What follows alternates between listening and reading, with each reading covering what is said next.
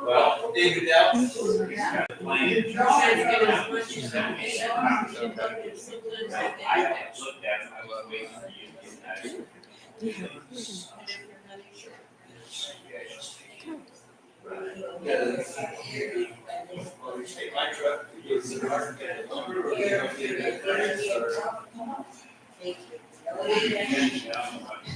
Okay, ladies and gentlemen, it is 6:30, so we'll get started on this Tuesday evening.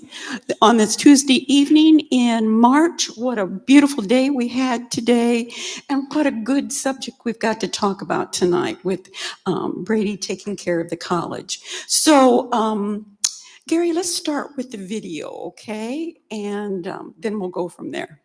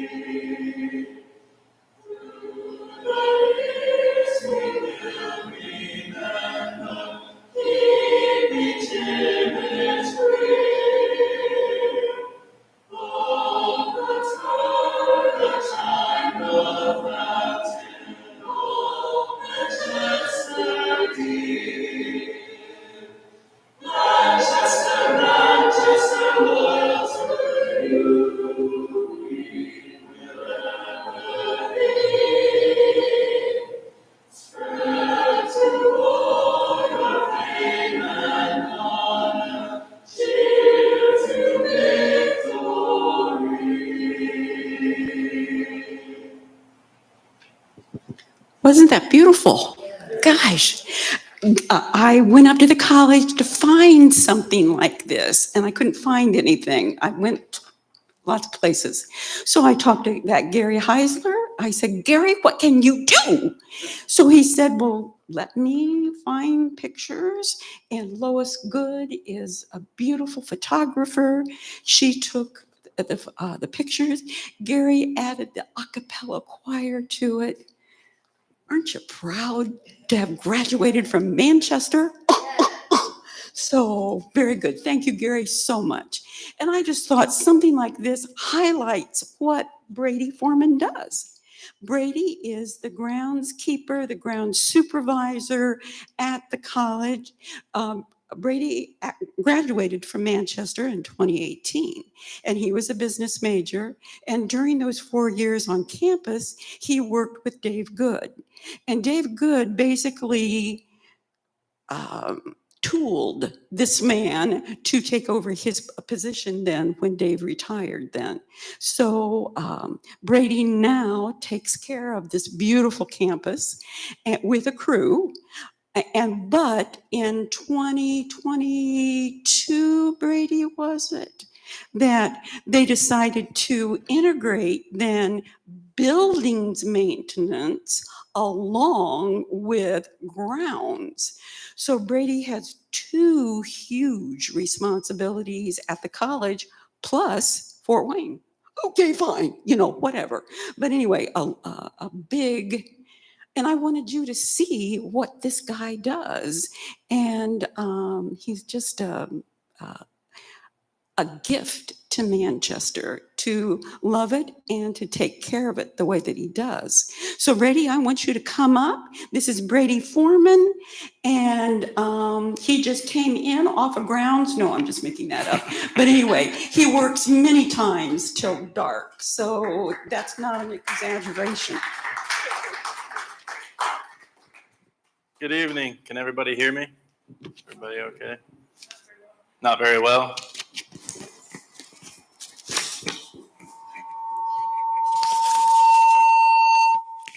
How about now? Is that a little better? A little bit? Okay. So as Joyce said, I am Brady Foreman. I went to Manchester and graduated in 2018 with a business degree. During that time, I did work for Dave Good on the grounds crew as well as play soccer on the soccer team. I was a goalkeeper. Throughout those 4 years, Dave was a really close mentor and became family. And between his guidance and just loving to be outside, I took to groundskeeping in athletic fields especially. Through the last handful of years, as Dave retired, I stepped up into the role of ground supervisor and took on everything to do with grounds, from mowing to picking up trash to cutting down trees to fertilizing and spraying for weeds. That's a big passion of mine. That's where I really got started in Manchester. And then, as Joyce said, about a year and a half ago, we integrated into, now my title is Director of Maintenance and Grounds. And that does include the North Manchester campus, but it also includes the Fort Wayne campus and our nature preserve, Koinonia. So there's roughly 120 acres here on the North Manchester campus, about 100 acres at the Koinonia Nature Preserve, and then just one larger, about 60,000 square foot building up in Fort Wayne. My job responsibilities now entail from 1 hour being outside picking up trash to then inside helping one of the guys change a belt out on a motor, to sitting down behind a computer and dishing out work orders to different people. But from the ground side of it, it's similar to what you'd think. Planting flowers, laying mulch, pulling weeds, picking up trash, lining athletic fields for games, working with coaches. And then on the flip side to that, the maintenance side, it entails anything from working on a toilet that's clogged to the building control systems with the HVA system, making sure that everything's running properly, make sure people aren't overheating, cooling off too much, making sure we have proper airflow so the doors don't stay flung wide open, those kind of things. So just a few facts I jotted down so I didn't forget here.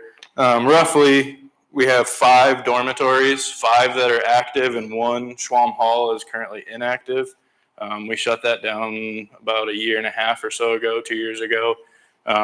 Between students and what it was going to take to keep it going, we just decided to shut it down for the time being until we really had a desire and knew a vision of what we wanted to do with it. Including that, we have 6 academic buildings. Ranges from the Science Center to the Cunningham Academic Center to our Perk Gymnasium with our weight room. And we also have various other administration facility buildings, PDC, which is our Player Development Center, that is an inside turfed building. It used to be the Friarmood Storage Building. That's a pretty neat setup for all of our athletics personnel. They can hit off the tee, they can kick soccer balls, they can do a lot of different things in there. But various other buildings, there's about 9. And in total, we have about 26 buildings on campus. About every single one of them is mulched. Every single one of them has a heating and air conditioning and a bunch of lights in every single one of them. So you can imagine we keep hopping. I looked just before we left, and at a few of the stats for our work order system, at any given time, we run about anywhere between 125 to 150 outstanding work orders at any given time. And a work order can range from changing a light bulb to cutting a snag in the carpet to doing a complete overhaul of a motor for one of the heating and cooling systems. That's divvied up between 7 full-time maintenance personnel. So as you can imagine, that math breaks down to a lot of work for very few people. The crew that we have is outstanding, second to none class, and a lot of wisdom that everybody has here. There's no way that my job would be anywhere close to what it is without them. And so truly the credit goes all to them. They're the ones that go in and day out and makes it possible to even say that Manchester's running in a good standing. On the outside of that, we have 2 full-time groundskeepers, excluding myself. And then at any given time throughout the year, we run from anywhere between 2 to 6 part-time seasonal workers, ranges from just mowers in the summertime to students that want to work on campus. We help out for throwing salt in the wintertime and shoveling doors, or helping pick up trash and doing recycling around campus. As far as workload, they're percentage-wise, there's not really a good way to pinpoint what I do on a given day, and most times I don't know what I'm going to do on a given day. I like to try to plan that as best I can, but to realistically say that on every Monday I'm going to sit inside and do a bunch of office work, probably not going to happen. In the wintertime, when things are slower, if it's not snowing and cold and blowing, I'll do a lot more budgeting, looking at more of the inside stuff, staying warmer, doing invoicing and a lot of that kind of stuff. And then when it's nice on these nice outside days, I'll be jumping on a tractor or sprayer or something like that and getting after it outside. But that varies with the weather. Like the end of the week this week, looks like it's going to be a rain out Thursday, Friday. I'll be inside most of the time. As far as salt, Joyce had a question about salt. We go through on an average year anywhere between 90 to 100,000 pounds of salt. And it can go quick. There is, for the last couple of years or so, I would say that a good 50,000 to 60,000 pounds has been ate up over a course of just a 2 period, just because it seems like we're getting a lot of these freezing and thawing and cold, sleety periods, and they're all crammed in right around Christmas time, a little bit of January area, and it goes fast. Yeah, so that's kind of the main overview of what I do on a day-to-day basis. Is there anything you want me to touch on specifically, or you want to open it up to questions of? Please, if you have questions. Can you disclose how much your budget is? What kind of budget for outdoors or budget for buildings? Can you disclose that, or is that? Probably shouldn't disclose that, but it's in a lot of the 6 figures. How about that? Yeah. It's quite a bit of money. Yeah, on a given time period. We spend $6,000-$7,000 a year just on flowers alone, if that kind of gives you an idea. Where do you get the flowers? Right now, we're getting them from Country View Greenhouse, right outside of town off of 114. Yeah. Other questions? What are the plans, or what plans are being made to upgrade or to change where you turn down the administration building? What's the ground plans there? So when the administration building came down, we kind of had a lull there for a little bit of deciding what we wanted to do with that space. And we eventually decided on making it an outdoor kind of hangout relaxation spot. So we are renovating the fountain area. We're going to return the fountain to nearly the same as what it used to be. The hedges aren't going to go back in, but the original fountain is going to be redone, and the complete look of the fountain will stay the same. The plant material and things like that I'm going to change a little bit, just to make it a little bit more cost effective and maintenance friendly, a lot less labor, because we're not having to sit there and prune hedges all the time.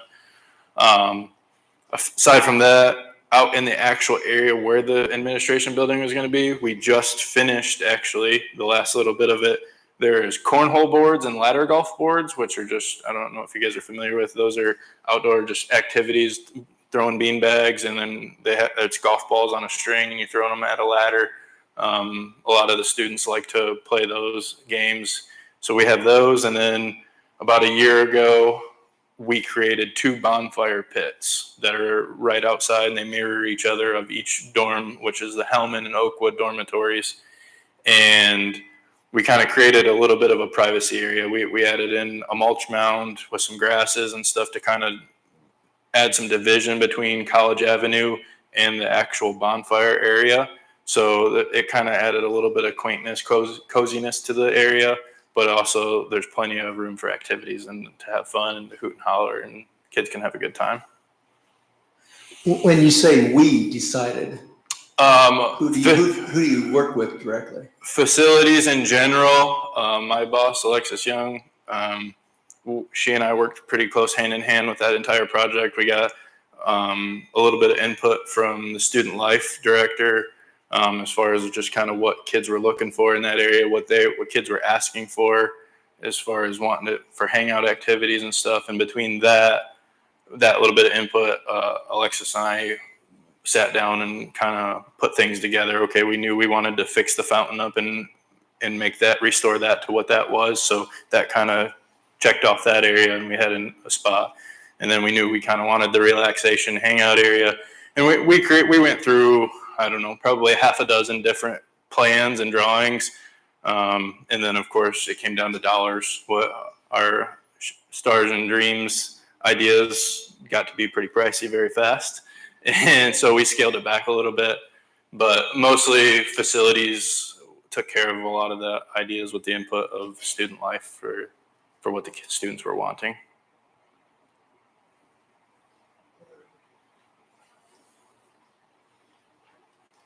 What are the various options for Schwam Hall?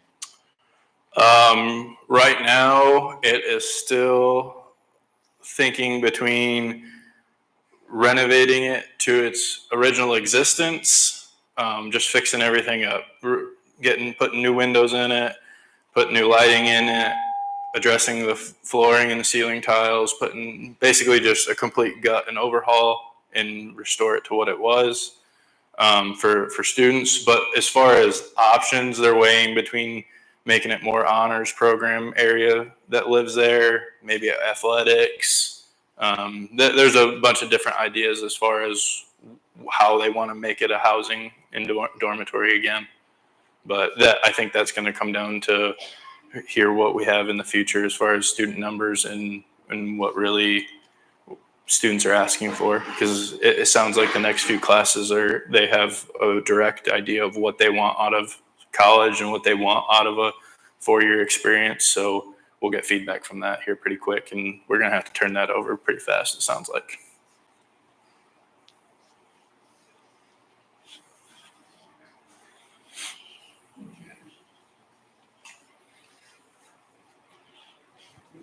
I understand you received an important award somewhere in the last 2 years. Can you tell us about what it is and what it meant? Yeah, so I was nominated for the Chris Garber Award.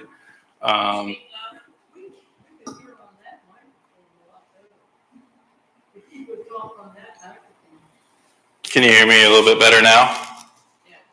Okay, so I was nominated for the Chris Garber Award. Basically, it's kind of like just a recognition of an employee that emulates what Chris Garber was. Yeah, and it's a nomination of your peers.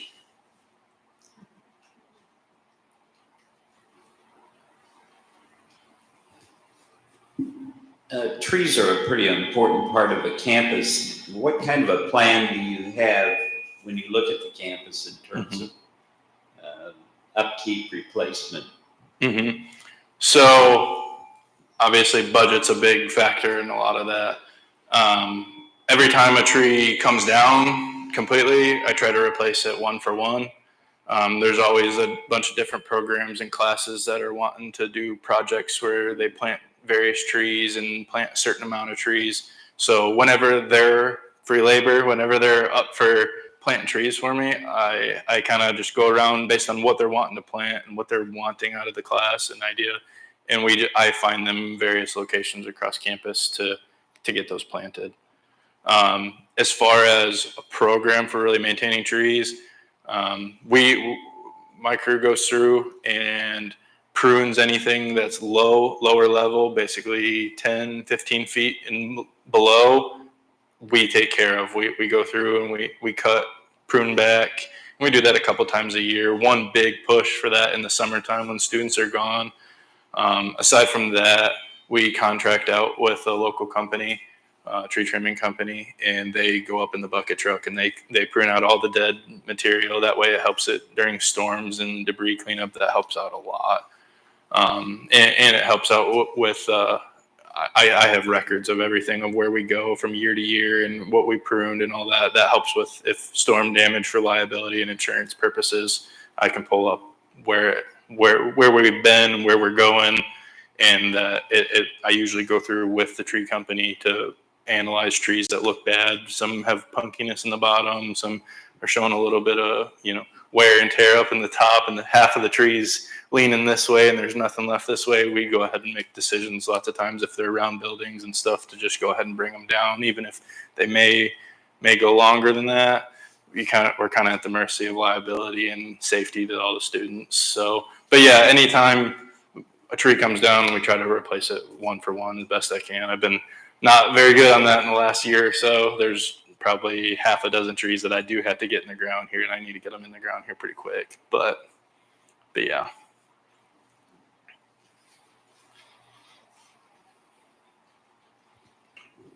I've heard that there's students that are working in gardens to raise food. Yeah. And how is that going and what's your projection? Are the students getting more into it and it's a growing kind of thing, or? Yeah, I have a very hands-off situation with that. We kind of found a space that was adequate for what they were needing. From everything I've heard, though, it sounds like it's going very well. They've added a bunch of different raised garden beds. They actually used brick from the administration building to kind of make the raised garden beds. So that was kind of a neat little, characteristic to make the beds go. As far as I know, it sounds like we're outgrowing the space already for what their plans are. So I could envision them needing a bigger, different space here in the next year or two. I believe I didn't make it over there today. I think there's a sign being put in. It was supposed to be put in last week, but the rain kind of nixed that idea. So there's a sign going in that kind of denotes the space and kind of draws attraction to everything. But it sounds like it's doing pretty well. Where is that? It's on College Avenue, on the south side of College Avenue, but it's about halfway down between Wayne Street and East Street, roughly where the old intercultural building was.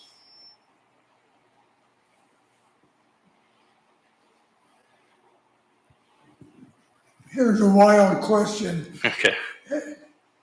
About 25 years ago, a tour was made of covering all the various trees Yes. on campus. Mm-hmm. Have you seen that tour guide, or is it in the dusty file?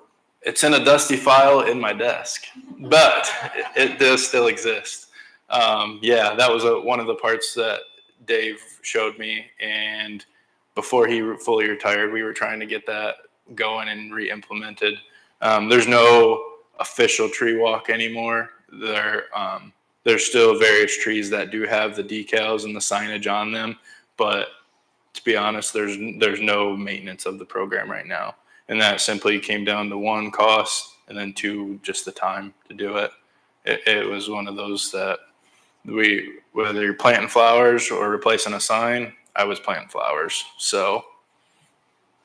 And add item to that. Yeah. A predecessor of this group underwrote that tour guide. Okay. They put it together, but the funding or whatever was needed, predecessor to this group. Okay. Helped underwrote the guide. And it's something that I would like to get going again. It would help out. Like, there's a program called GIS.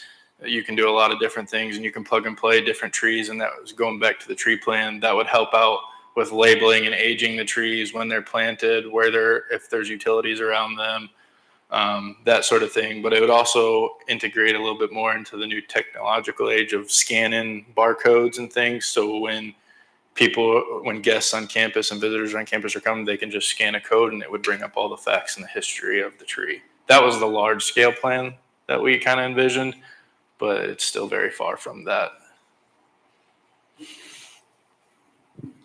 I heard a rumor, and you know how rumors are, that there was some machinery or something that Timbercrest and the university were sharing or cooperating with. Can you expand on that?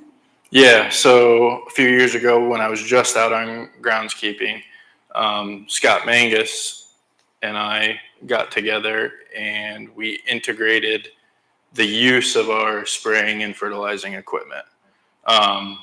We haven't really had to share anything recently, and really the entire time we've done it, but the way we set it up was both of us were a little worried about with weather and how fast the weather can change, and sometimes you only have a couple of days where you can really get a lot of your product down or get your spraying done, and we didn't want to be limited to just one sprayer.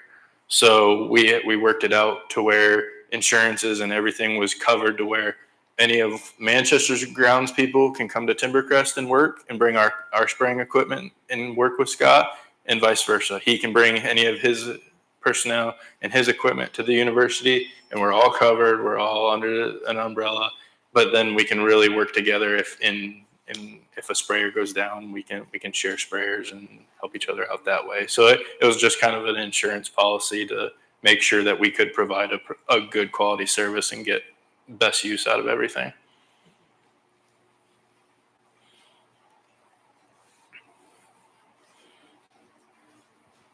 With the cost of education for students, is that one thing that really drives more students to do that? And I know you said that there were students that did that, and somehow your own life is part of that. And do you find that the students these days are good workers like you used to know? There's definitely been a decline in the amount of students that want to work. There's a decline of, I think, a lot of the students that want to work on campus specifically. My biggest struggle the entire time I've been here is we pay the same whether you're working outside digging in a hole in the 90 degrees with me or if you're sitting behind a desk in AC. So it's a pretty hard grab sometimes for me to entice students to come out and say, you're going to be in 90 degrees, it's going to be hot, and you're going to get dirty, and you're going to make the same as what that person is sitting behind the desk. So that's been a struggle for me to find students in the maintenance and grounds areas. But just overall, everybody, when you talk across campus, there's a decline in the amount of students that want to work in those jobs. Yeah, for sure. But you have a very outstanding student that has worked for the I last do, 3 or 4 years. And I'm about to lose him this summer to an internship. So I only gave him a little bit of grief for wanting to finish out his degree. So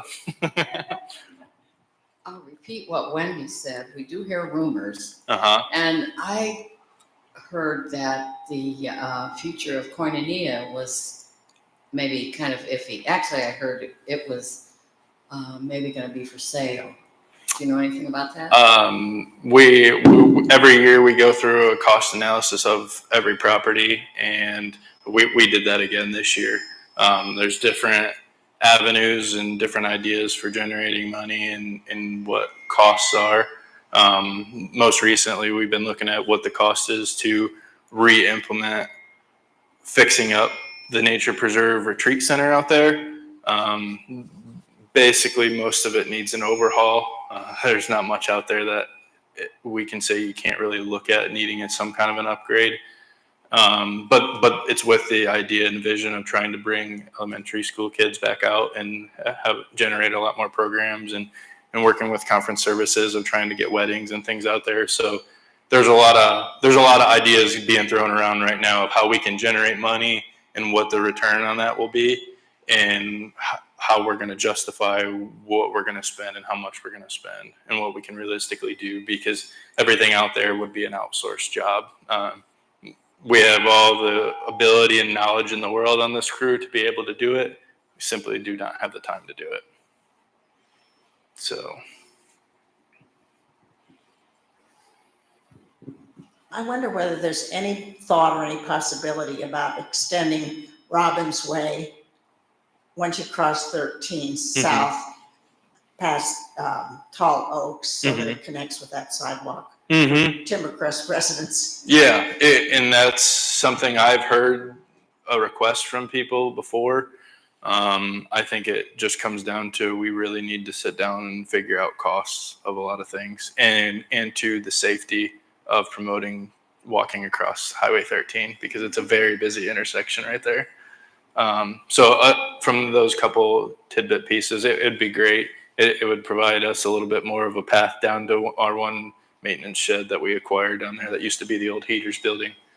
But yeah, there's a lot of traffic that goes through there. It would be something that I think that we could work on together.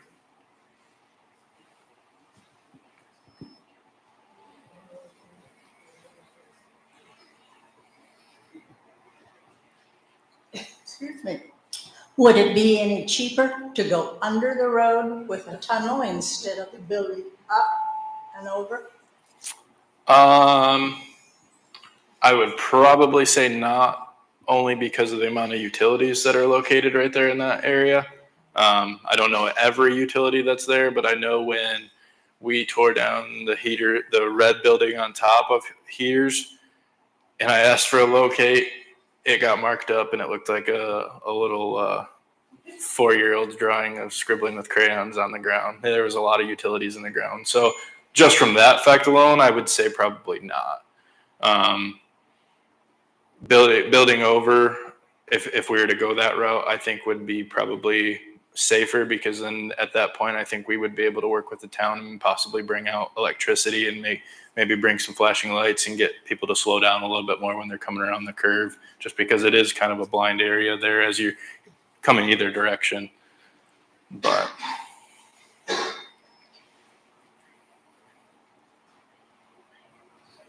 what is the total complement of your staff, and how much is the annual budget?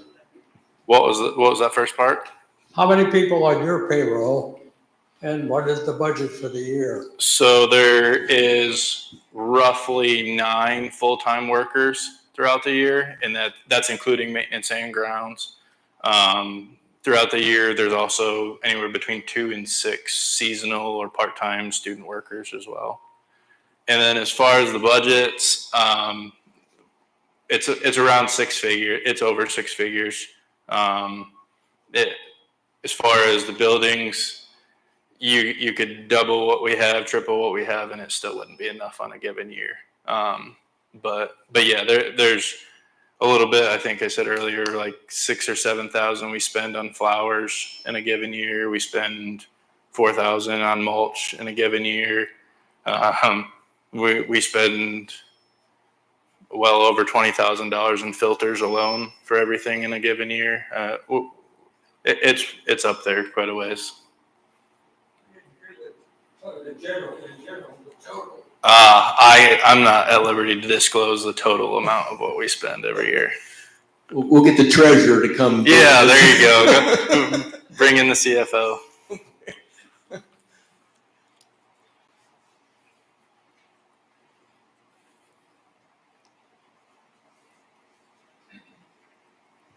I'm a little concerned about the woods along Wayne and 13. Mm-hmm. It looks like it needs a little cleaning up. That's putting it nicely, Can you yes. speak to that? What's that? Could you speak to that? Yeah, so that was one of the areas that I will take the blame for. I made the call a handful of years ago as labor was decreasing and time was getting very limited. We abandoned that area.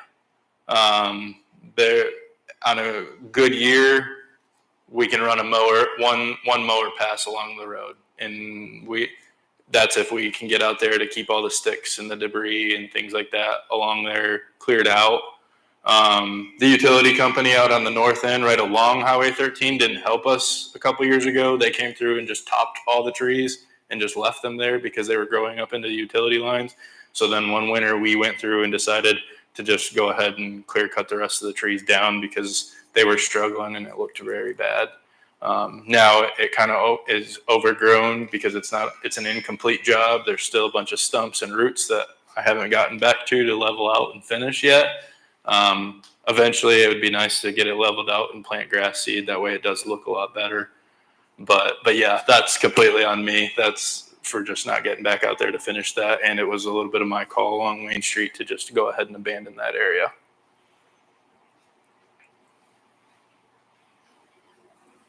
Is there any thought about clearing out the underbrush in the Manchester woods around the residence? There's no thought in terms of doing it on a normal operation. No. If we had a volunteer group that would want to go through and help clear things out, we could make something like that happen. But just due to the crew and the size, the amount that we have going on, that's not something that's feasible for us to take on. No. I think the solution there is just to put a big sign up says natural area. Yeah, I could put quite a few of those signs up. It'd make life easier. Nature preserve. Yeah, exactly. But I have a question. I think Joyce said the Fort Wayne campus Yeah. is also. Well, how does that work? You don't drive all the way out there for every work order. Are there people that work there? Yeah, so I have one maintenance tech that's up there in Fort Wayne right now. We have a building manager that's up there, and we also have a couple custodians that are up there. And the maintenance tech that we have up there, he is also linked into all of our work order system. So when anybody puts in a work order up there, it's kicked to me and a couple others, and we're able to see what's going on and kind of track what's happening up there. And then I dish it back out to him, and he can work on things up there. It's a relatively new position, which we're very fortunate to have up there. For the last 10 years or so, it's been, okay, how many work orders does everybody have? And if we hit double digits, we all jumped in the van and threw everything in we need, and we went up for a day and knocked as much as we could out in a long day, which is not efficient. It's not a great way to run a building. So we're very fortunate to have a maintenance tech up there. As far as the grounds up there, it's divvied out between a landscaper and Parkview.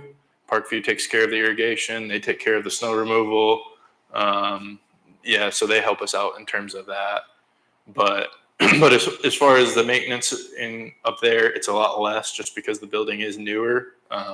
It's getting to the point where it's starting to have a lot of wear and tear items, but fortunately, we're able to jump on that right now. So hopefully we can minimize the amount of big expenditures or big days we have up there. But in saying that, if there's a job that we need to tear a whole unit apart or whatnot, we have cell phones where we just talk on a given day, and if he needs extra guys or needs extra tools or something like that, we drop what we're doing here and go help him, because he does the same for us. So let me clarify. Every work order comes to you. To me and a couple other people if I'm not there on a given day, or if I don't. The 150 or whatever. Yeah. That's a day. 150 a day? We just have 150 outstanding at any time. There's 150 requests for something to be done roughly at any given time. So you just work down those 150. Yep. So the list comes in and check it every day. We get anywhere from 3 to 4 on a slow night to upwards of a dozen over one night. And when they come in, I have a general idea. Every maintenance tech has their specialty. One's more of a carpenter, one's more of a plumber, one's more of an electrician. Even though nobody is, designated just that as their job, everybody will go change a light bulb. Everybody will go help change a belt or a filter whenever we need to. But yeah, so every work order comes through and they get dished out that way based on kind of everybody's specialty. But in the same regard to that, nobody's too good for one job or too good to help each other out. So if anybody ever needs a call across the radio that they're in need help, or they need just a hand for even a quick second, everybody drops and goes. That is able to, obviously. So that takes quite a bit of time in itself for you. Yeah. So every morning when we get in there throughout the normal year, the first half hour to 45 minutes of my day is just checking emails and checking work orders and catching up on the next day. um, and throughout that day and what happened the day before. Because there's lots of times where, especially on these nicer days, like this past week, I was out fertilizing until dark. I didn't see any of my crew come back in and leave, and I had to talk to them the next day because I didn't know what happened, to be quite honest. I didn't know if half the buildings had burned down that I hadn't got to or seen. I didn't know. So a lot of that is just a lot of communication and a lot of, and I get updates on things when stuff's complete, and a lot of the guys will talk if they need parts ordered or different things. We're in constant communication. Yeah. So it's a lot of staying up on what's going on.